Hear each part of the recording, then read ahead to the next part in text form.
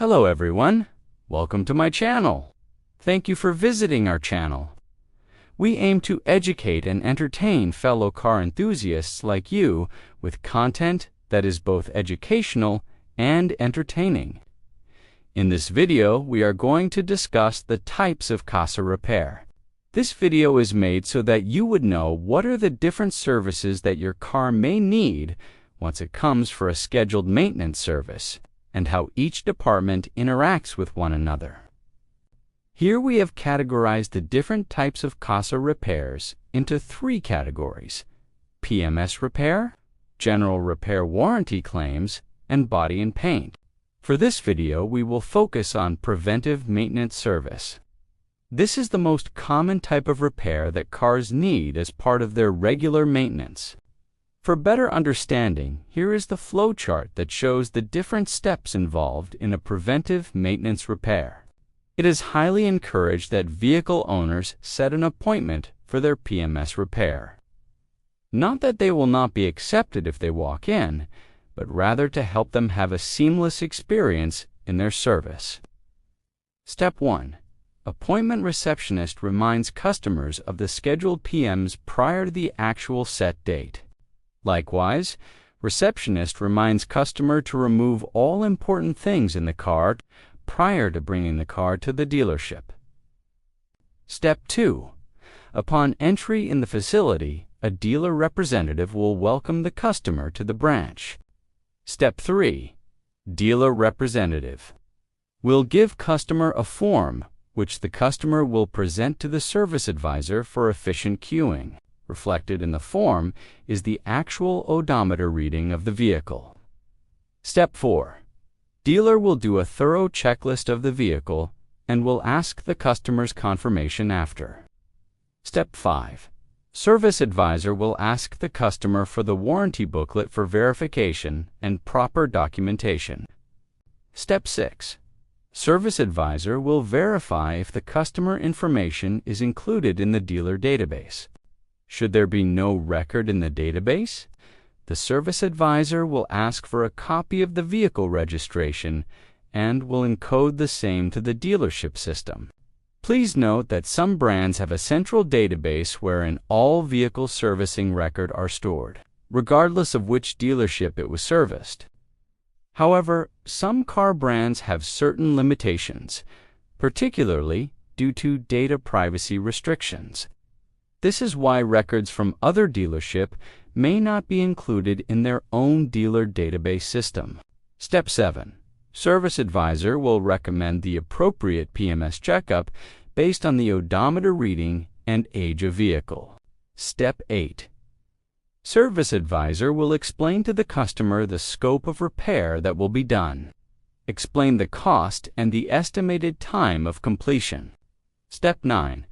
Service advisor will ask the customer to sign the job repair order and will give a customer a claim stub. Step 10. Should the customer opt to wait for the completion of the repair, service advisor will accompany the customer to the dealer lounge and offer coffee, water, or soft drinks. Step 11. Service advisor will hand over the hard copy of the repair order to the job controller for technician assignment. Step 12. Job controller will evaluate the current workshop load and technician availability. Step 13.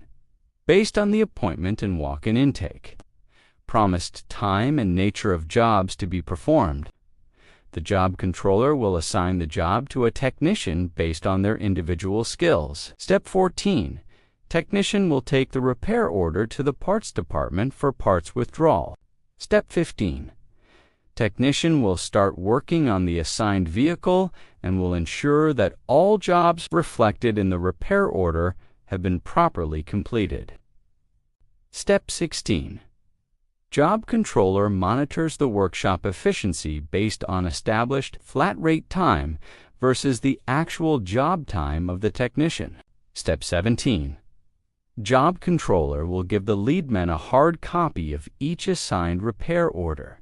Step 18. Based on the jobs reflected in the repair order, the lead man will monitor the technician's progress and give assistance and guidance if necessary. Step 19. Technician, after job completion, will return the repair order to the job controller. Job controller will assign a quality control inspector to inspect vehicle. Step 20. Quality control inspector will make sure that all repairs conforms to established standards and all parts issued were properly installed. Make sure all replaced parts are safely kept. Step 21. Quality control inspector will conduct a test drive of the vehicle. Step 22. Quality control inspector will inform the job controller of the result of the final evaluation and road test. If all things passed his evaluation, we'll then get the car washed. Step 23.